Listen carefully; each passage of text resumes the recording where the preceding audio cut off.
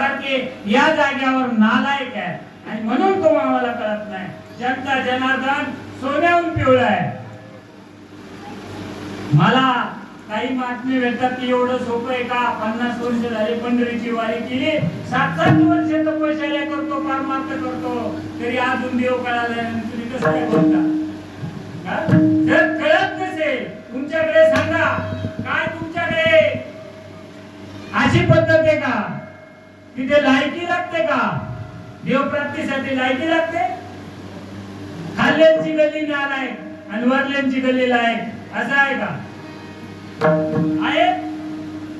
बरं लायकी कोणाची विचारतो? आत्म्याची का देहाची? देह पहिलाच नालायक आहे आणि आत्मा याची लायकी विचारणारा अजून जन्माला यायचा आहे. आत्म्याची लायकी विचारणारा अजून जन्माला यायचा आहे. जर महात्मा म्हणून समोरच्या माणसाला म्हणत असेल तुझी लायकी नाही, तर याचे खासाडे नीट झालेत का? अजून याचे खासाडे नीट झाले नाही तर त्याला कधी बरोबर ठरवलं? आमच्याकडे एक होता, एक अंधारा होता, गेला डॉक्टरकडे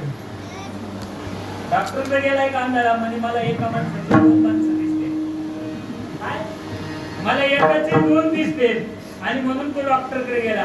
पण आता त्या डॉक्टरकडे गेल्यानंतर ते डॉक्टर बसले, जवळ बोलवले. मला काय प्रॉब्लेम आहे? म्हणला डॉक्टर साहेब माझा प्रॉब्लेम असा आहे, मला एकाचे 2 दिसतात. तो डॉक्टर त्याला काय म्हणे, मग तुम्ही 3 जण काय आलात म्हणे.